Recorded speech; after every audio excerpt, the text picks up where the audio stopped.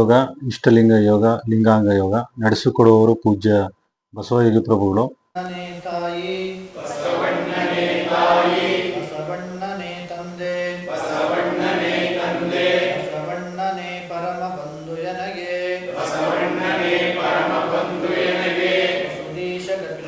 ಮಲ್ಲಿಕಾರ್ಜುನ ನಿಮ್ಮಯ ಸರಿಟ್ಟ ಗುರು ಸಂಗನ ಬಸವಣ್ಣನಯ್ಯ ಜಯ ಗುರು ಬಸವೇಶ ಹರ ಹರ ಮಹಾದೇವ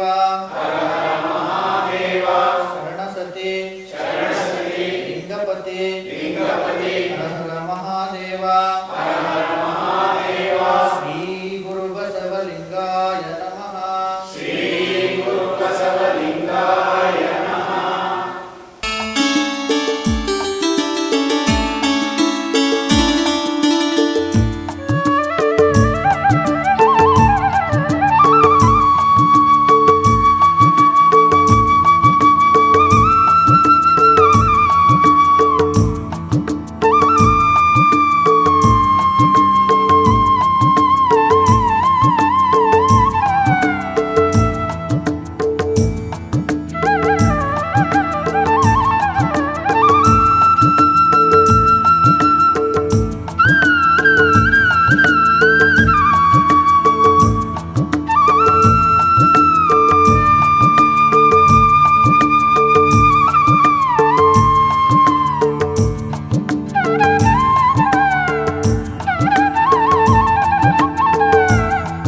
ಸಿದ್ಧತೆ: ಕುಳಿತುಕೊಳ್ಳಲು ಒಂದು ಆಸನ, ಚಾಪೆ ಅಥವಾ ಮಣೆ, ತಟ್ಟೆ, ಲೋಟ, ನೀರು, ಪತ್ರ ಅಥವಾ ಹೂವು, ವಿಭೂತಿ, ರುದ್ರಾಕ್ಷಿ ಅಥವಾ ರುದ್ರಾಕ್ಷಿ ಸರ ಇಟ್ಟುಕೊಳ್ಳಬೇಕು. ಬಸವಾದಿ ಶರಣರನ್ನ, ಜಗತ್ತಿನ ಎಲ್ಲ ದಾರ್ಶನಿಕರನ್ನ ಸ್ಮರಣೆ ಮಾಡಿ. ಎಲ್ಲರಿಗೂ ಶರಣು ಶರಣಾರ್ಥಿಗಳು. ವಿಶ್ವಗುರು ಬಸವಣ್ಣನವರು ಈ ಜಗತ್ತಿಗೆ ಕೊಟ್ಟಂತಹ ಯೋಗ ಅಂದರೆ ಅದು ಶಿವಯೋಗ. ಮಾನವನ ಬದುಕಿನಲ್ಲಿ ಏನೇ ಕೂಡ ಭವರೋಗಗಳು, ದೈಹಿಕವಾಗಿರ್ತಕ್ಕಂತಹ, ಸಾಮಾಜಿಕವಾಗಿರ್ತಕ್ಕಂತಹ, ಆರ್ಥಿಕವಾಗಿರ್ತಕ್ಕಂತಹ, ಮಾನಸಿಕವಾಗಿರ್ತಕ್ಕಂತಹ ಪ್ರತಿಯೊಬ್ಬ ಮಾನವನ ಅರಿವಿನ ವಿಕಾಸಕ್ಕಾಗಿ ಈ ಜಗತ್ತಿಗೆ ಬಸವಣ್ಣನವರು ಕೊಟ್ಟಿರ್ತಕ್ಕಂತಹ ಒಂದು ಯೋಗ ಅಂದರೆ ಅದು ಶಿವಯೋಗ. ಈ ಜಗತ್ತಿನಲ್ಲಿ ಅನೇಕ ಯೋಗಗಳಿದ್ದಾವೆ. ಎಲ್ಲವನ್ನು ಕೂಡ ಮೀರಿರ್ತಕ್ಕಂತಹ ಯೋಗವನ್ನು ಈ ಜಗತ್ತಿಗೆ ಪರಿಚಯ ಮಾಡಿಸ್ತಾರೋ ಅದು ವಿಶ್ವಗುರು ಬಸವಣ್ಣನವರು. ಶಿವಯೋಗ ಅಂದರೆ ಮಾನವನ ಬದುಕಿನ ಒಂದು ಭವರೋಗವನ್ನು ಕಳೆಯುವಂಥ ಒಂದು ವಿಧಾನವನ್ನು ವಿಶ್ವಗುರು ಬಸವಣ್ಣನವರು ನಮಗೆಲ್ಲರಿಗೂ ಕೂಡ ಪರಿಚಯ ಮಾಡಿಸಿರ್ತಕ್ಕಂತಹ ಒಂದು ಯೋಗ ಶಿವಯೋಗ. ಅಂತಹ ಶಿವಯೋಗವನ್ನು ನಾವೆಲ್ಲರೂ ಕೂಡ ಯಾವುದೇ ವಯಸ್ಸಾದಾಗ ಮಾಡ್ತಕ್ಕಂಥದ್ದಲ್ಲ. ಅದು ನಮ್ಮ ದೇಹದ ಸ್ಥಿತಿ ಚೆನ್ನಾಗಿದ್ದಾಗಲೇ ಮಾಡ್ತಕ್ಕಂತಹ ಯೋಗ ಶಿವಯೋಗ. ಬಸವಣ್ಣವರು ಒಂದು ವಚನವನ್ನು ಹೇಳ್ತಾರೆ, ನೆರೆ ಕೆನ್ನೆಗೆ ತೆರೆಗಲ್ಲಕ್ಕೆ ಶರೀರ ಗೂಡು ಹೋಗದ ಮುನ್ನ, ಹಲ್ಲು ಹೋಗಿ ಬೆನ್ನು ಬಾಗಿ ಅನ್ಯರಿಗೆ ಹಂಗಾಗದ ಮುನ್ನ, ಕಾಲ ಮೇಲೆ ಕೈಯನೂರಿ ಕೋಲ ಹಿಡಿಯದ ಮುನ್ನ, ಮುಪ್ಪಿಂದ ಅಪ್ಪವಳಿಯದ ಮುನ್ನ, ಮೃತ್ಯು ಮುಟ್ಟದ ಮುನ್ನ ಪೂಜಿಸು ಕೂಡಲ ಸಂಗಮ ದೇವನ ಅಂತಕ್ಕಂತಹ ಒಂದು ವಚನವನ್ನು ವಿಶ್ವಗುರು ಬಸವಣ್ಣನವರು ನಮಗೆ ಹೇಳ್ತಾರೆ. ಆದ್ದರಿಂದ ನಾವೆಲ್ಲರೂ ಕೂಡ ಈ ಒಂದು ಬಸವಣ್ಣನವರು ಕೊಟ್ಟಿರ್ತಕ್ಕಂತಹ ಶಿವಯೋಗವನ್ನು ಮಾಡ್ತಕ್ಕಂಥದ್ದು. ಶಿವಯೋಗ ಭಾಳಷ್ಟು ಸರಳವಾಗಿರ್ತಕ್ಕಂಥದ್ದು. ಅದಕ್ಕೆ ಯಾವುದೇ ಬೇರೆ, ಅದಕ್ಕೆ ಇಷ್ಟೇ ಸಾಕು: ವಿಭೂತಿ, ರುದ್ರಾಕ್ಷಿ, ಮಂತ್ರ, ಪಾದೋದಕ, ಪ್ರಸಾದ. ಭಾಳ ಸರಳವಾದ ರೀತಿಯಲ್ಲಿ ನಾವೆಲ್ಲರೂ ಕೂಡ ಶಿವಯೋಗವನ್ನು ಮಾಡೋಣ. ಈಗ ನಾನು ಹೇಳ್ತೀನಿ, ಆ ರೀತಿ ನೀವು ಶಿವಯೋಗವನ್ನು ಮಾಡಿ. ನಿಮಗೆಲ್ಲ ನೀರಿದೆಯಲ್ಲ, ಉದಕ ಇದೆ, ಉದಕವನ್ನು ಶುದ್ಧೋದಕ ಮಾಡ್ತಕ್ಕಂಥದ್ದು. ಎಲ್ಲರೂ ವಿಭೂತಿಯನ್ನು 5 ಬೆರಳಲ್ಲಿ ಧರಿಸಿ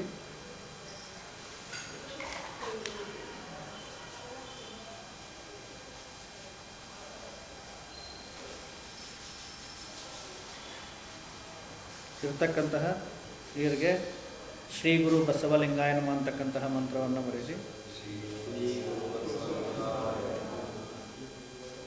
ಯಾರು ಹೇಳಬಾರ್ದು, ಸುಮ್ಮನೆ ಹಂಗೆ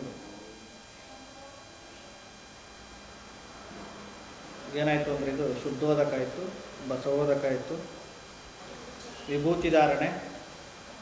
ಹಯ್ಯಾಯನಗೆ ಶ್ರೀ ವಿಭೂತಿಯೇ ಕುಲದೈವ, ಅಯ್ಯಾಯನಗೆ ಶ್ರೀ ವಿಭೂತಿಯೇ ಮನದೈವ, ಅಯ್ಯಾಯನಗೆ ಶ್ರೀ ವಿಭೂತಿಯೇ ಸರ್ವಕಾರಣ, ಅಯ್ಯಾಯನಗೆ ಶ್ರೀ ವಿಭೂತಿಯೇ ಸರ್ವಸಿದ್ಧಿ, ಅಯ್ಯಾಯನಗೆ ಶ್ರೀ ವಿಭೂತಿಯೇ ಸರ್ವವಶ್ಯ, ಅಯ್ಯಾ ಕೂಡಲ ಚನ್ನ ಸಂಗಮ ದೇವ, ಶ್ರೀ ವಿಭೂತಿ ಎಂಬ ಮಹಾಪರಂಜ್ಯೋತಿ ನೀವಾದಿರಾಗಿ ಎನಗೆ ಶ್ರೀ ವಿಭೂತಿಯೇ ಸರ್ವಸಾಧನವಯ್ಯ. ರುದ್ರಾಕ್ಷಿ ಪ್ರತಿಯೊಬ್ಬರು ಕೂಡ ಲಿಂಗವಂತರು ಒಂದೊಂದು ರುದ್ರಾಕ್ಷಿಯನ್ನಾದರೂ ಕೂಡ ಅಂಗದ ಮೇಲೆ ಧರಿಸಿರ್ತಕ್ಕಂಥದ್ದು. ವಿಭೂತಿಗೆ ಎಷ್ಟು ಮಹತ್ವವನ್ನು ಕೊಟ್ಟಿದ್ದಾರೆ ಶರಣರು, ಅದೇ ರೀತಿಯಾಗಿ ರುದ್ರಾಕ್ಷಿಗೂ ಕೂಡ ಅದೇ ರೀತಿಯಾಗಿ ಮಹತ್ವವನ್ನು ಕೊಟ್ಟಿರ್ತಕ್ಕಂಥದ್ದು. ಅಯ್ಯಾಯನಗೆ ಶ್ರೀ ರುದ್ರಾಕ್ಷಿಯೇ ಸರ್ವಸಾಧನ, ಅಯ್ಯಾಯನಗೆ ಶ್ರೀ ರುದ್ರಾಕ್ಷಿಯೇ ಸರ್ವಕಾರಣ, ಅಯ್ಯಾಯನಗೆ ಶ್ರೀ ರುದ್ರಾಕ್ಷಿಯೇ ಸರ್ವಪಾಪಕ್ಷಯ, ಅಯ್ಯಾ ಕೂಡಲ ಸಂಗಮ ದೇವಯ್ಯ ನಿಮ್ಮ ಪಂಚವಕ್ತ್ರಗಳೇ ಪಂಚಮುಖದ ರುದ್ರಾಕ್ಷಿಗಳಾದವಾಗಿ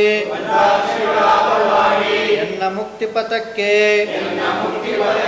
ಶ್ರೀ ರುದ್ರಾಕ್ಷಿಯೇ ಸರ್ವಸಾಧನವಯ್ಯ, ಸರ್ವಸಾಧನವಯ್ಯ. ರುದ್ರಾಕ್ಷಿಯನ್ನು ಹಾಕೊಳ್ತಕ್ಕಂಥದ್ದು. ನಾವೆಲ್ಲರೂ ಕೂಡ ಈಗ ಶಿವಯೋಗವನ್ನು ಮಾಡೋಣ. ಈಗ ಮಜ್ಜನಕ್ಕೆರೆಯೋಣ. ಎಲ್ಲರೂ ತಮ್ಮ ಕರಡಿಗೆಯಲ್ಲಿ ಇಲ್ಲ ಚೀಲದಲ್ಲಿ ಇರ್ತಕ್ಕಂತಹ ಲಿಂಗವನ್ನು ತಮ್ಮ ಎಡಗೈಯ ಕರಸ್ಥಲಕ್ಕೆ ಅಂಗೈಗೆ ತಂದುಕೊಳ್ತಕ್ಕಂಥದ್ದು. ಈಗ ನಿಮ್ಗೆ ಕೊಟ್ಟಿರ್ತಕ್ಕಂತಹ ನೀರಿನಲ್ಲಿ ಅದಕ್ಕೆ ಮಜ್ಜನಕ್ಕೆರೆಯಬೇಕು.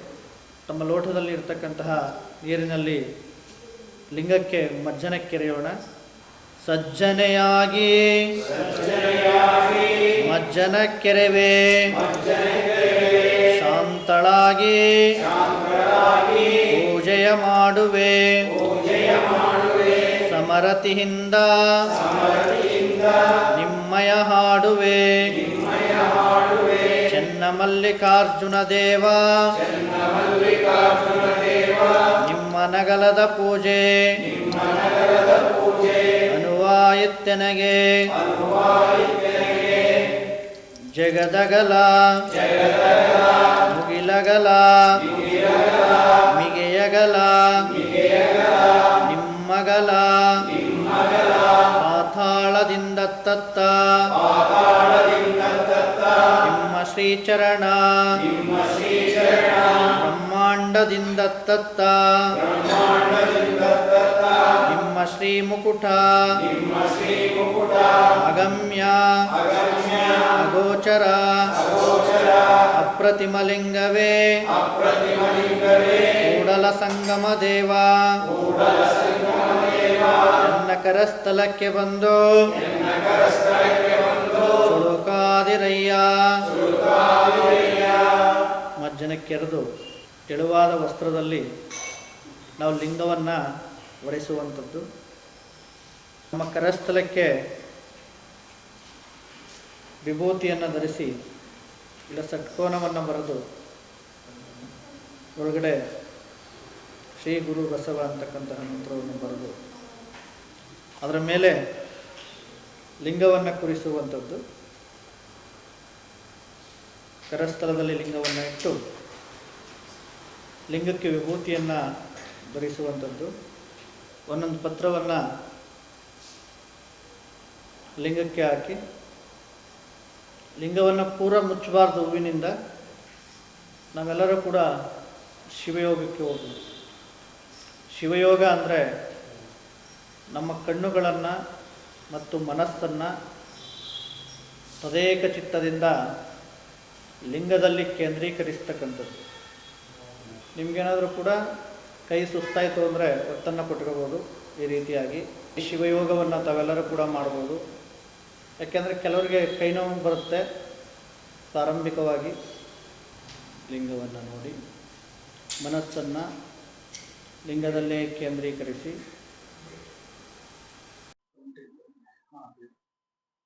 ಮೂಗಿನ ನೇರಕ್ಕೆ 12 ಇಂಚು ಅಂದರೆ 1 ಅಡಿ ಅಂತರದಲ್ಲಿ ಎಡಹಸ್ತದಲ್ಲಿರುವ ಲಿಂಗವನ್ನು ನಿರೀಕ್ಷಣೆ ಮಾಡಬೇಕು. ಬೆನ್ನು ನೇರವಾಗಿರಲಿ. ಲಿಂಗದ ಕೊನೆಯ ಮೊನೆಯನ್ನು ಅನಿಮಿಷ ದೃಷ್ಟಿಯಲ್ಲಿ ಅಂದರೆ ಅರ್ಧ ತೆರೆದಿರುವ ಕಣ್ಣುಗಳಿಂದ ನೋಡಬೇಕು. ಇಷ್ಟಲಿಂಗವನ್ನು ತದೇಕ ಚಿತ್ತವಾಗಿ ಧ್ಯಾನಿಸಬೇಕು. ಇಷ್ಟಲಿಂಗದ ಮೇಲೆ ಕಣ್ಣುಗಳನ್ನು ಕೇಂದ್ರೀಕರಿಸಬೇಕು. ಹೀಗೆ ಕೇಂದ್ರೀಕರಿಸುವ ಸಾಧನೆ ಮುಂದುವರೆದಂತೆ ಆಲಿ ಅಂದರೆ ಕಣ್ಣಿನ ದಿಟ್ಟೆ ನಿಲ್ಲುತ್ತದೆ. ಆಲಿ ನಿಲ್ಲುತ್ತಾ ಹೋದಂತೆ ಹೊರಗಿನಿಂದ ಒಳಗೆ, ಒಳಗಿನಿಂದ ಹೊರಗೆ ಬರುವಂಥ ಗಾಳಿ ಸಾವಕಾಶವಾಗಿ ನಿಲ್ಲುತ್ತದೆ. ಅಂದರೆ ಉಸಿರಾಟದ ಮೇಲೆ ಲಕ್ಷ್ಯ ನಿಲ್ಲುತ್ತದೆ. ಅಂಥ ಗಾಳಿ ನಿಂತರೆ ಮನ ಮೇಲೆ ನಿಲ್ಲುವುದು. ಮೇಲೆ ಎಂದರೆ ಇಷ್ಟಲಿಂಗದ ಮೇಲೆ, ಕೊನೆಯ ಮನೆಯ ಮೇಲೆ. ಮನವು ನಿಂತ ಮರುಕ್ಷಣದಿಂದ ಬಿಂದು ನಿಲ್ಲುತ್ತದೆ. 10-15 ನಿಮಿಷ ತನಕ ದೃಷ್ಟಿಯಿಂದ ಲಿಂಗವನ್ನು ನಿರೀಕ್ಷಣೆ ಮಾಡಬೇಕು. ನಿರೀಕ್ಷಣೆ ಮಾಡುತ್ತಾ ಓಂ ನಮಃ ಶಿವಾಯ ಮಂತ್ರವನ್ನು ಹೇಳುತ್ತಾ ಲಿಂಗದ ಕೊನೆಯ ಮೇಲೆ ಆಲಿಗಳನ್ನು ನಿಲ್ಲಿಸಬೇಕು. ಮೊದಲು ಕೇಳುವ ಹಾಗೆ 3 ಸಲ ಓಂ ನಮಃ ಶಿವಾಯ ಮಂತ್ರವನ್ನು ಹೇಳಬೇಕು.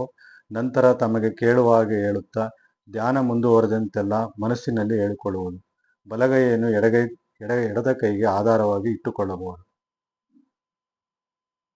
ಸ್ವಲ್ಪ ತಂದೆ ನೀನು,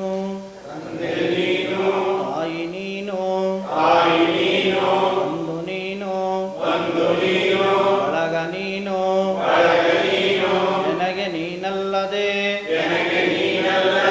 ಮತ್ತಾರು ಇಲ್ಲವಯ್ಯ. ಕೂಡಲ ಸಂಗಮ ದೇವ ಹಾಲಲ್ಲದ್ದು ನೀರಲ್ಲದ್ದು. ನಾವು ಪಾದೋದಕವನ್ನು ನಾವೇ ಮಾಡ್ಕೊಳ್ತಕ್ಕಂಥದ್ದು.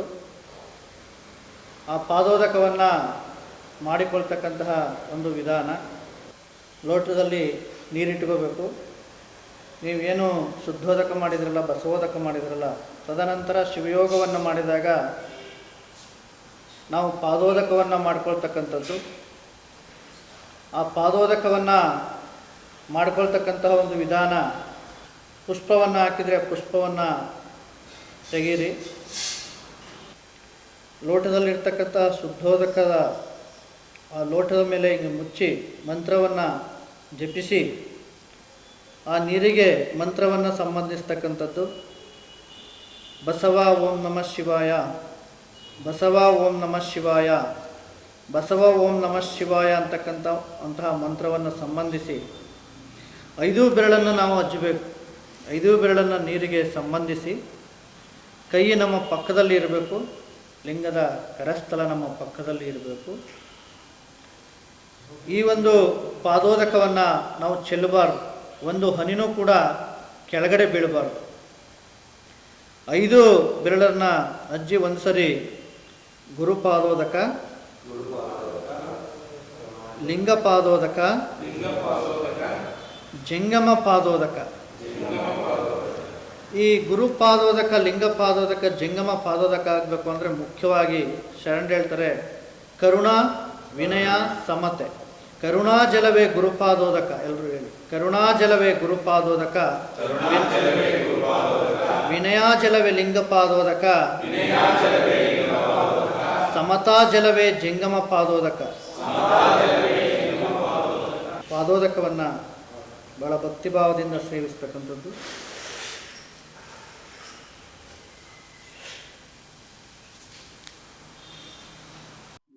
ಪಾದೋದಕ ಅಥವಾ ಲಿಂಗೋದಕ.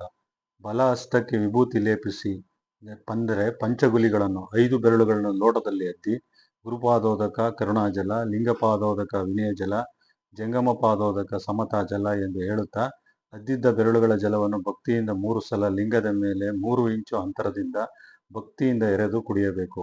ಪಾದೋದಕವನ್ನು ನೆಲದ ಮೇಲೆ ಚೆಲ್ಲಬಾರದು. ಎಲ್ಲ ಜಲವನ್ನು ಸಂಪೂರ್ಣವಾಗಿ ಕುಡಿಯಬೇಕು. ಒದ್ದೆಯಾದ ಕೈಗಳನ್ನು ನಮ್ಮ ಶರೀರದ ಅಂಗಾಂಗಗಳಿಗೆ ಒರೆಸಿಕೊಳ್ಳಬೇಕು. ಶುಭ್ರ ವಸ್ತ್ರದಿಂದ ಲಿಂಗವನ್ನು ಒರೆಸಿ ಲಿಂಗವನ್ನು ಲಿಂಗಚೀಲದಲ್ಲಿ ಹಾಕಿಕೊಳ್ಳಬೇಕು. ಆ ಪ್ರಸಾದವನ್ನಷ್ಟೇ ನಾವು ಯಾವುದೇ ಪ್ರಸಾದವನ್ನು ನಾವು ಸೇವಿಸಬೇಕಾದ್ರೂ ಕೂಡ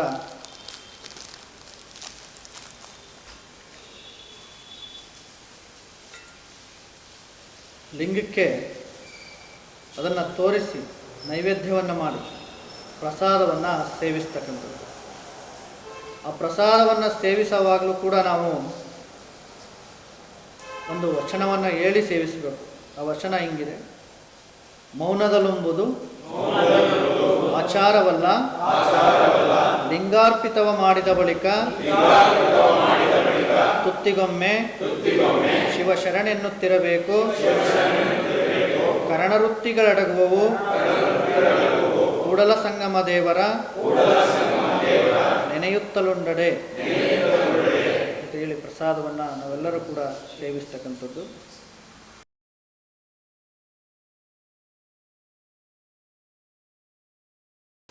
ಲಿಂಗವನ್ನು ಚೀಲದೊಳಗಡೆ ಧರಿಸಿಕೊಂಡು ಚೀಲದೊಳಗಡೆ ಹಾಕಿ. ಶಿವಯೋಗವೆಂದರೇನು? ಯೋಗಗಳಲ್ಲಿ ಅನೇಕ ಯೋಗಗಳಿವೆ. ಅಷ್ಟಾಂಗ ಯೋಗ, ಪತಂಜಲಿ ಯೋಗ, ಹಠಯೋಗ, ಶಿವಯೋಗವನ್ನು ತ್ರಾಟಕ ಯೋಗ ಅಥವಾ ದೃಷ್ಟಿಯೋಗ ಎಂದು ಸಹ ಕರೆಯುತ್ತಾರೆ. ಜೀವಾತ್ಮನಲ್ಲಿ ಪರಮಾತ್ಮ, ಪರಮಾತ್ಮನಲ್ಲಿ ಜೀವಾತ್ಮನ ಕೂಡುವ ಕ್ರಿಯೆ ಶಿವಯೋಗ. ಇಷ್ಟಲಿಂಗ ಎಂದರೆ ಅಂಗದ ಮೇಲೆ ಧರಿಸುವಂತ ಲಿಂಗ, ಅರಿವಿನ ಕುರುಹು. ಇಷ್ಟಲಿಂಗವನ್ನು ನಿರಾಕಾರ ಬ್ರಹ್ಮಾಂಡದ ಸಾಕಾರ ರೂಪವೆಂದು ಧ್ಯಾನ ಮಾಡಲಾಗುತ್ತದೆ. ನಿರಾಕಾರ ಶಿವನ ಸಾಕಾರ ರೂಪವೇ ಇಷ್ಟಲಿಂಗ. ಇಷ್ಟಪಟ್ಟು ಪೂಜಿಸುವ ಸಾಧನವೇ ಇಷ್ಟಲಿಂಗ. ಉದಾಹರಣೆಗೆ ಸಮಯ, ಗಡಿಯಾರ, ಜ್ಞಾನ, ಪುಸ್ತಕ, ಬೆಳಕು, ಕಣ್ಣು, ರುಚಿ, ನಾಲಿಗೆ, ಪರಿಮಳ, ಹೂವು. ಇಷ್ಟಲಿಂಗದ ವೈಜ್ಞಾನಿಕತೆ. ಜಗತ್ತು ಅಥವಾ ಬ್ರಹ್ಮಾಂಡ ಗೋಲಾಕಾರವಾಗಿದೆ. ಆದುದರಿಂದ ಇಷ್ಟಲಿಂಗವನ್ನು ಗೋಲಾಕಾರದಲ್ಲಿ ಮಾಡಲಾಗಿದೆ. ನೋಡುವ ಕಣ್ಣುಗಳು ಕಪ್ಪಾಗಿರುವುದರಿಂದ ಲಿಂಗಕ್ಕೆ ಕಪ್ಪು ಕಂತೆಯನ್ನು ಕೊಡಲಾಗಿದೆ. ಇಷ್ಟಲಿಂಗವನ್ನು ತಯಾರಿಸುವ ವಿಧಾನ: ಚಂದ್ರಕಾಂತ ಶಿಲಾರತ್ನ, ಆಯುಷ್ಕಾಂತ ಶಕ್ತಿ. ಇದನ್ನು ಅಷ್ಟಬಂಧಕಗಳಿಂದ ಮುಚ್ಚಲಾಗಿದೆ. ಅಷ್ಟಬಂಧಕಗಳು 8 ಆಯುರ್ವೇದ ಪದಾರ್ಥಗಳಿಂದ ಕಂತೆಯನ್ನು ಮಾಡಲಾಗಿದೆ. ಅವು ಯಾವುವು ಎಂದರೆ ಅರಗು, ರಾಳ, ಇಂಗಳಿಕ, ಶಿಲಾರಸ, ರುಮಾಮಸ್ತಕ, ಅಂಜನಗಳು, ಗೇರು ಎಣ್ಣೆ ಮತ್ತು ತುಪ್ಪದ ಕಾಡಿಗೆ. ಕಪ್ಪು ಬಣ್ಣಕ್ಕೆ ಶಕ್ತಿ ಕಣಗಳನ್ನು ಆಕರ್ಷಿಸಿ ಹಿಡಿದಿಟ್ಟುಕೊಳ್ಳುವ ಶಕ್ತಿ ಇದೆ. ಇಷ್ಟಲಿಂಗವನ್ನು ನಾವು ಶಿವಯೋಗವನ್ನು ಮಾಡಿದ್ರೆ ಇದರ ವೈಜ್ಞಾನಿಕತೆ: ಇಷ್ಟಲಿಂಗಕ್ಕೆ ಸುಮಾರು ಅಷ್ಟಬಂಧಗಳನ್ನು ಹಾಕಿ ಲಿಂಗವನ್ನು ತಯಾರು ಮಾಡಿರ್ತಾರೆ. ಇಂಗಳಿಕ, ರಾಳ, ಆಕಳು ತುಪ್ಪದ ಕಾಡಿಗೆ, ರುಮಾಮಸ್ತಕಿ, ಶಿಲಾರಸ ಮತ್ತು ನೀಲಾಂಜನ ಅಂತಕ್ಕಂತಹ ಅಂಜನಗಳನ್ನು ಹಾಕಿ ಇಷ್ಟಲಿಂಗವನ್ನು ಇದನ್ನು ತಯಾರು ಮಾಡ್ತಕ್ಕಂಥದ್ದು. ಇಂತಹ ಅಷ್ಟಬಂಧಗಳನ್ನು ಹಾಕಿ ನಾವು ತದೇಕ ಚಿತ್ತದಿಂದ ಈ ಲಿಂಗವನ್ನು ಶಿವಯೋಗವನ್ನು ಮಾಡೋದ್ರಿಂದ ಆ ಒಂದು ಲಿಂಗದಲ್ಲಿ ಇರ್ತಕ್ಕಂತಹ ಆ ವೈಜ್ಞಾನಿಕ ಏನು ಆ ಆಕಳು ತುಪ್ಪದ ಕಾಡಿಗೆ, ಶಿಲಾರಸ, ರುಮಾಮಸ್ತಕಿ ಇದೆಲ್ಲವನ್ನು ಹಾಕಿ ಲಿಂಗವನ್ನು ತಯಾರು ಮಾಡ್ತಾರೆ. ಈ ಶಿವಯೋಗವನ್ನು ನಾವು ಮಾಡೋದ್ರಿಂದ, ಲಿಂಗವನ್ನು ಗುರು ನಮಗೆ ದೀಕ್ಷೆಯನ್ನು ಕೊಟ್ಟ ನಂತರ ಶಿವಯೋಗವನ್ನು ನಾವು ಮಾಡೋದ್ರಿಂದ ಆ ಲಿಂಗದಲ್ಲಿ ನೋಡ್ರಿ, ಲಿಂಗ ಕಪ್ಪಾಗಿದೆ. ನಮ್ಮ ಕಣ್ಣಿನಲ್ಲಿರ್ತಕ್ಕಂತಹ ಒಳಗಡೆ ಇರ್ತಕ್ಕಂತಹ ಗುಡ್ಡೆಯೂ ಕೂಡ ಕಪ್ಪಾಗಿರ್ತಕ್ಕಂಥದ್ದು. ಲಿಂಗದ ಒಂದು ನಾವು ಏನು ಶಿವಯೋಗವನ್ನು ಮಾಡ್ತೀವಿ, ಸುಪ್ರಭಾತ ಸಮಯದಲ್ಲಿ ಶಿವಯೋಗವನ್ನು ಮಾಡ್ತೀವಿ, ಆ ಒಂದು ಸಂದರ್ಭದಲ್ಲಿ ಕಪ್ಪು ಕಾಂತಿಯನ್ನುಳ್ಳ ಈ ಒಂದು ಇಷ್ಟಲಿಂಗಕ್ಕೆ ಇರ್ತಕ್ಕಂಥದ್ದು. ಆ ಎಲ್ಲ ಶಕ್ತಿ ಕಣಗಳನ್ನು ಲಿಂಗ ಹೀರಿಕೊಳ್ಳುವಂಥ ಶಕ್ತಿ ಹೀರಿಕೊಂಡು ನಾವು ಏನು ಕರಸ್ಥಲದಲ್ಲಿ ಶಿವಯೋಗವನ್ನು ಮಾಡ್ತಕ್ಕಂಥ ಸಂದರ್ಭದಲ್ಲಿ ಅದು ಹೀರಿಕೊಂಡು ನಮ್ಮ ನರಗಳ ಮುಖಾಂತರವಾಗಿ ನಮ್ಮ ದೇಹಕ್ಕೆ ಅದು ರವಾನಿಸುತ್ತದೆ. ಶಕ್ತಿ ಕಣಗಳನ್ನು ನಮ್ಮ ದೇಹಕ್ಕೆ ರವಾನಿಸುತ್ತದೆ. ನೋಡ್ರಿ, ಇದೊಂದು ವೈಜ್ಞಾನಿಕತೆ. ಬಸವಣ್ಣನವರು ಇಡೀ ಜಗತ್ತಿನ ಮೊದಲ ವಿಜ್ಞಾನಿ ಬಸವಣ್ಣನವರು. ಲಿಂಗಯ್ಯನಿಗೆ ಏನು ಕರೆದ್ರು ಅಂದರೆ ಭವರೋಗ ವೈದ್ಯ ಅಂತ ಕರೀತಾರೆ ಬಸವಣ್ಣನವರು. ಏನಂತ ಕರೆದ್ರು? ಲಿಂಗಯ್ಯನಿಗೆ ಭವರೋಗ ವೈದ್ಯನು ನೀನಾದ ಕಾರಣ. ಭವರೋಗ ವೈದ್ಯಮ ಎಲ್ಲವನ್ನ ನಿವಾರಿಸುವಂತಹ ಶಕ್ತಿ ಲಿಂಗಕ್ಕೆ ಇದೆ. ಅದಕ್ಕೆ ಭವರೋಗ ವೈದ್ಯನು ನೀನಾದ ಕಾರಣ ನಿನ್ನ ಮೊರೆವಕ್ಕೆ ಲಿಂಗ ತಂದೆ. ಆ ನರ ಎಲ್ಲಿಗೆ ತಲುಪಿದೆ ಅಂದರೆ ನಮ್ಮ ನೆತ್ತಿಯಲ್ಲಿರ್ತಕ್ಕಂತಹ ಪೀನಿಯಲ್ ಗ್ಲ್ಯಾಂಡ್ಗೆ ತಲುಪಿರ್ತಕ್ಕಂಥದ್ದು. ಪೀನಿಯಲ್ ಗ್ಲ್ಯಾಂಡ್ ಅಂದರೆ ಶರಣರನ್ನೇ ಇವ್ರು ಹೇಳ್ತಾರೆ, ನಮ್ಮ ಸರ್ವಜ್ಞರು ಹೇಳ್ತಾರೆ, ನೆತ್ತಿಯಲ್ಲಿರುವುದು ಅಮೃತ ಅಂತ ಹೇಳ್ತಾರೆ. ನೆತ್ತಿಯಲ್ಲಿರುವುದು ಅಮೃತ. ಅದಕ್ಕೇನಂತ ಕರೀತಾರೆ ಅಂದರೆ ಮೆಲೋಟೋನಿನ್ ಅಂತಕ್ಕಂಥದ್ದು ಕರೀತಾರೆ. ನಾವು ಶಿವಯೋಗವನ್ನು ಮಾಡಿದಾಗ ಆ ಒಂದು ನರಗಳ ಮುಖಾಂತರವಾಗಿ ಅದು ಜಾಗೃತಿಯಾಗಿ ನೆತ್ತಿಯಲ್ಲಿರ್ತಕ್ಕಂಥ ಪೀನಿಯಲ್ ಗ್ಲ್ಯಾಂಡ್ ಆ ಗ್ರಂಥಿ ಒಂದು ಜಾಗೃತಿಯಾಗಿ ಅಲ್ಲಿ ಅಮೃತ ಉತ್ಪತ್ತಿ ಆಗ್ತಕ್ಕಂಥದ್ದು ಒಂದು ಸಮಯ, ಬೆಳಗಿನ ಸಮಯ ಇದೆಯಲ್ಲ ಶಿವಯೋಗ ಸಮಯ, ಆವಾಗ ಅಲ್ಲಿ ನೆತ್ತಿಯಲ್ಲಿ ಅಮೃತ ಉತ್ಪತ್ತಿ ಆಗ್ತಕ್ಕಂಥದ್ದು ಇದೆ. ನಮ್ಮಲ್ಲೆಲ್ಲರೂ ಕೂಡ ನೆತ್ತಿಯಲ್ಲಿ ಅಮೃತ ಇದೆ. ಅದನ್ನು ನಾವು ಪಡ್ಕೊಳ್ತಕ್ಕಂತಹ ವಿಧಾನ ನಮ್ಗೆ ಗೊತ್ತಿಲ್ಲ. ಅದನ್ನು ಶರಣರು ನಮಗೆ ಕಲಿಸಿಕೊಟ್ಟಿರ್ತಕ್ಕಂಥದ್ದು, ಅದನ್ನು ನಮಗೆ ಶರಣರು ನೀಡಿರ್ತಕ್ಕಂಥದ್ದು, ಶಿವಯೋಗವನ್ನು ಬಸವಣ್ಣನವರು ನಮಗೆ ನೀಡಿರ್ತಕ್ಕಂಥದ್ದು. ಅಂತಹ ಸಮಯದಲ್ಲಿ ನಾವೆಲ್ಲರೂ ಕೂಡ ಶಿವಯೋಗವನ್ನು ಮಾಡಿ ಅಲ್ಲಿರ್ತಕ್ಕಂತಹ ಏನು ನೋಡ್ರಿ, ಈ ಲಿಂಗದ ಮುಖಾಂತರವಾಗಿ ನರಗಳ ಮುಖಾಂತರವಾಗಿ ನರಗಳ ಮುಖಾಂತರವಾಗಿ ಲಿಂಗ ಶಕ್ತಿ ಕಣಗಳನ್ನು ಹೀರಿಕೊಂಡು ನಮ್ಮ ನರಗಳ ಮುಖಾಂತರವಾಗಿ ನಮ್ಮ ಪೀನಿಯಲ್ ಗ್ಲ್ಯಾಂಡ್ಗೆ ತಲುಪಿಸಿ ಅಲ್ಲಿರ್ತಕ್ಕಂತಹ ಏನು ಅಮೃತದ ಅಂಡ ಕಾಯ್ದು ಅಲ್ಲಿರ್ತಕ್ಕಂಥದ ಅಮೃತದ ಅಂಡ ಕಾಯುತ್ತೆ. ನರಗಳ ಮುಖಾಂತರ ಹೋಗಿ ಅದು ಬಿಸಿಯಾಗಿರುತ್ತೆ. ಅಮೃತದ ಅಂಡೆ ಕಾಯ್ದು ಅಲ್ಲಿಂದ ಮೆಲೋಟೋನಿನ್ ಅಂತಕ್ಕಂತಹ ಒಂದು ಪಾದೋದಕ ಅಂತಕ್ಕಂತಹ ರಸ ನಮ್ಮ ದೇಹಕ್ಕೆ ಸ್ರವಿಸುತ್ತದೆ. ನಮ್ಮ ದೇಹಕ್ಕೆ ಅದು ತಲುಪುತ್ತದೆ, ಇಡೀ ಅಂಗಾಂಗಗಳಿಗೆಲ್ಲ ತಲುಪುತ್ತದೆ. ಇಷ್ಟಲಿಂಗದ ನಿರೀಕ್ಷಣೆ ಮಾಡಿದಾಗ ಏನು ಪರಿಣಾಮವಾಗುತ್ತದೆ? ಎಡಗೈ ಹಸ್ತದ ಮೇಲೆ ಇಷ್ಟಲಿಂಗ ಇಟ್ಟುಕೊಂಡಾಗ ದೇಹದ ಬಿಸಿಯಿಂದ ಇಷ್ಟಲಿಂಗ ಶಕ್ತಿ ಕಣಗಳನ್ನು ಹೀರಿಕೊಳ್ಳುತ್ತದೆ. ಇಷ್ಟಲಿಂಗದ ಮೇಲೆ ಬೀಳುವ ಬೆಳಕನ್ನು ಕಣ್ಣುಗಳಿಂದ ನಿರೀಕ್ಷಣೆ ಮಾಡಿದಾಗ ಕಣ್ಣಿನ ನರಗಳ ಮೂಲಕ ಪೀನಿಯಲ್ ಗ್ರಂಥಿ ಎಂದರೆ ಅಮೃತ ಕಲಶ, ಅಮೃತ ಕೊಡ ಎಂದು ಹೇಳುತ್ತಾರೆ. ಪೀನಿಯಲ್ ಗ್ರಂಥಿಗೆ ತಲುಪಿ ಅದು ಕಾದು ಅಮೃತವನ್ನು ಶ್ರಮಿಸುತ್ತದೆ. ಇದನ್ನು ಮೆಲಾಟೋನಿನ್ ಹಾರ್ಮೋನ್ ಎಂದು ಕರೆಯುತ್ತಾರೆ. ಈ ಅಮೃತವು ಅಂದರೆ ಹಾರ್ಮೋನ್ ಪಿಟ್ಯುಟರಿ ಗ್ರಂಥಿಯ ಮೂಲಕ ದೇಹದಲ್ಲಿರುವ ಎಲ್ಲ ನಿರ್ನಾಳ ಗ್ರಂಥಿಗಳಿಗೂ ತಲುಪಿ ದೇಹದ ಕ್ರಿಯಾದಿಗಳನ್ನು ಸುವ್ಯವಸ್ಥೆಯಿಂದ ಇಡುತ್ತದೆ. ಲಿಂಗಕ್ಕೆ ಎರೆದ ಜಲವನ್ನು ಸೇರಿಸುವುದರಿಂದ ಅದರಲ್ಲಿ ಕಾರ್ಬನ್ ಅಂಶ ಇರುವುದರಿಂದ ಅನೇಕ ದೈಹಿಕ ಆರೋಗ್ಯಕ್ಕೆ ಉಪಯೋಗವಾಗುತ್ತದೆ. ಇವತ್ತು ಎಷ್ಟೋ ಜನ, ಕೆಲವರಿಗೆ ಇನ್ಸುಲಿನ್ ಅಂತಕ್ಕಂಥದ್ದು ಉತ್ಪತ್ತಿ ಆಗ್ತಾ ಇಲ್ಲ, ಕೆಲವರಿಗೆ ಥೈರಾಯ್ಡ್ ಸಮಸ್ಯೆಯಿಂದ ಕೆಲವರು ಬಳಲ್ತಾ ಇದ್ದಾರೆ, ಇನ್ನೂ ಕೆಲವರು ಅನೇಕ ಕಾಯಿಲೆಗಳಿಂದ ಬಳಲ್ತಾ ಇದ್ದಾರೆ. ಕಾರಣ ನಮ್ಮ ದೇಹದಲ್ಲಿ ಇರ್ತಕ್ಕಂತಹ ಆ ಮೆಲೋಟೋನಿನ್ ಅಂತಕ್ಕಂತಹ ರಸವನ್ನು ನಾವೆಲ್ಲರೂ ಕೂಡ ತೆಗೆದುಕೊಳ್ತಾ ಇಲ್ಲ.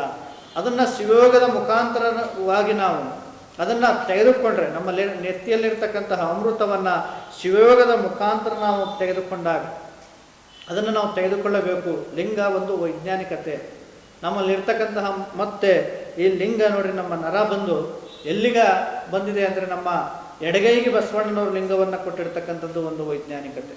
ಎಡಗೈಗೆ, ಯಾಕೆಂದರೆ ಎಡಗೈನ ನರ ನೇರ ದೇಹಕ್ಕೆ ಬಂದಿರತಕ್ಕಂಥದ್ದು, ಅದು ನಮ್ಮ ಹೃದಯಕ್ಕೆ ಬಂದಿರತಕ್ಕಂಥದ್ದು. ಅದು ಕೂಡ ರಕ್ತವೂ ಕೂಡ ಶುದ್ಧಿ ಆಗುತ್ತೆ ನಾವು ಲಿಂಗಯೋಗವನ್ನು ಮಾಡೋದ್ರಿಂದ.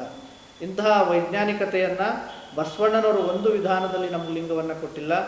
ಕರಸ್ಥಲಕ್ಕೆ ಅವರು ಆಧ್ಯಾತ್ಮಿಕವಾಗಿರ್ತಕ್ಕಂಥದ್ದು, ವೈಜ್ಞಾನಿಕತವಾಗಿರ್ತಕ್ಕಂಥದ್ದು ಎಲ್ಲವೂ ಕೂಡ ಇಡೀ ಜಗತ್ತಿನ ಎಲ್ಲ ಸಮಸ್ಯೆಗಳು ನಿವಾರಣೆ ಆಗಬೇಕು ಅಂದರೆ ಅದು ಬಸವಣ್ಣನವರು ಕೊಟ್ಟಿರ್ತಕ್ಕಂತಹ ಇಷ್ಟಲಿಂಗದಿಂದ ಮಾತ್ರ ಅಂತಕ್ಕಂಥದ್ದು ನಾವು ತಿಳ್ಕೋಬೇಕು.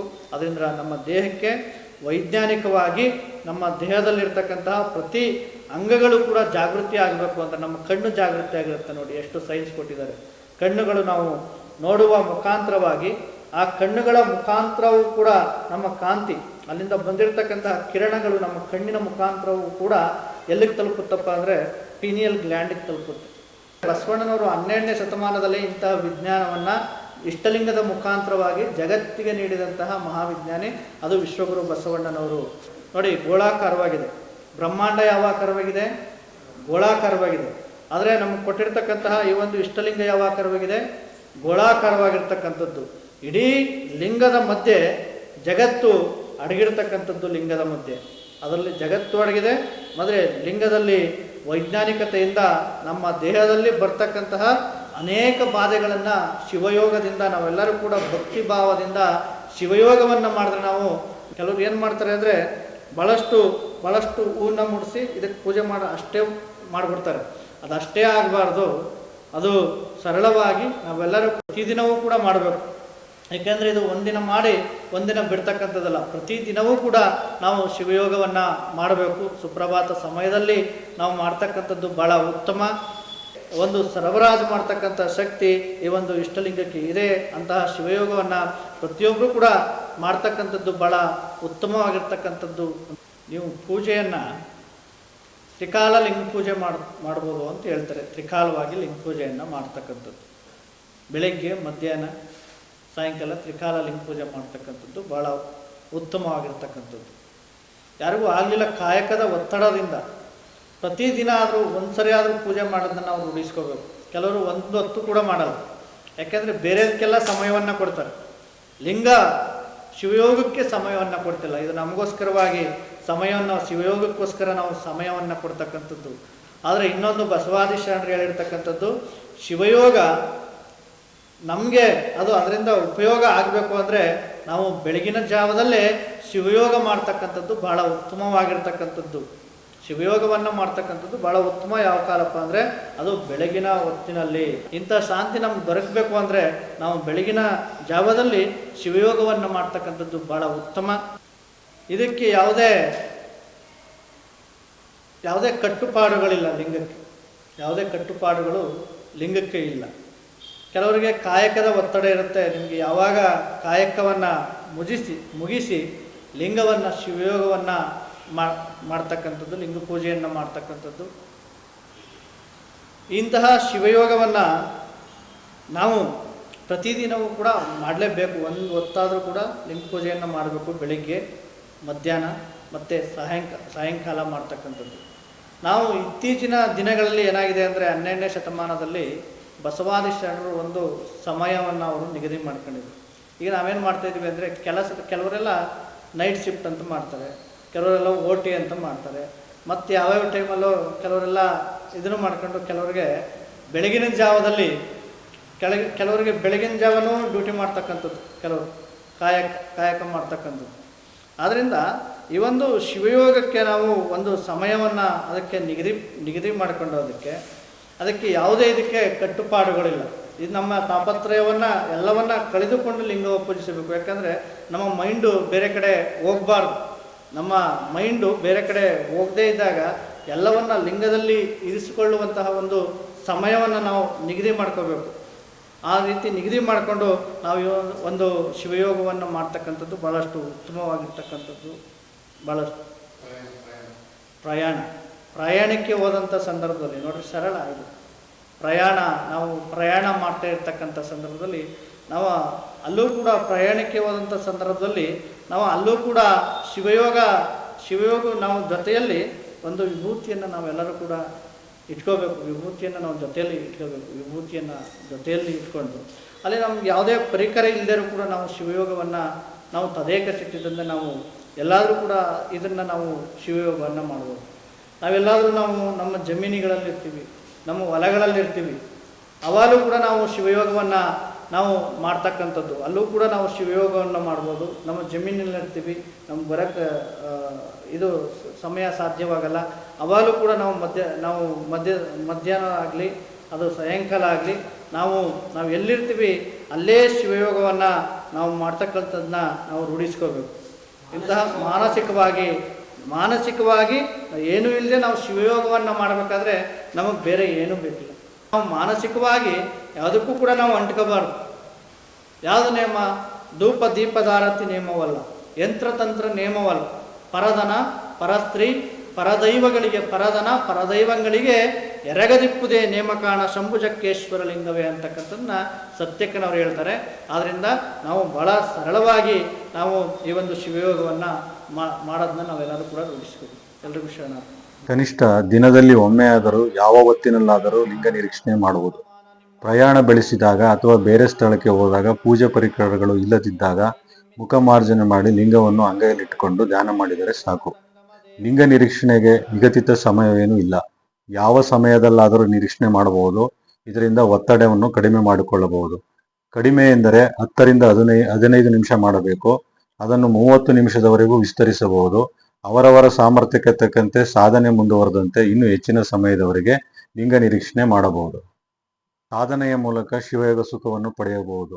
ಗುರುವಿನಿಂದ ಲಿಂಗ ದೀಕ್ಷೆ ಪಡೆದು ಅಂಗದ ಮೇಲೆ ಲಿಂಗವನ್ನು ಸದಾಕಾಲ ಧರಿಸಿ ಮೇಲೆ ಹೇಳಿದ ಕ್ರಮದಂತೆ ಲಿಂಗ ನಿರೀಕ್ಷಣೆ ಮಾಡಿದರೆ ಮಾತ್ರ ಶಿವಯೋಗ ಸಾಧನೆಯಾಗುತ್ತದೆ. ಇಲ್ಲದಿದ್ದರೆ ಬರೀ ಪೂಜೆ ಆಗುತ್ತದೆ. ಧ್ಯಾನವೇ ಪೂಜೆಯಾಗಬೇಕು. ಶಿವಯೋಗವನ್ನು ಇಲ್ಲಿವರೆಗೆ ಪ್ರಾತ್ಯಕ್ಷಿಕೆ ನಡೆಸಿಕೊಟ್ಟಂತ ಬಸವಯೋಗಿ ಪ್ರಭುಗಳಿಗೆ ಮತ್ತು ಶಿಬಿರಾರ್ಥಿಗಳಿಗೆ ಶರಣಾರ್ಥಿಗಳು.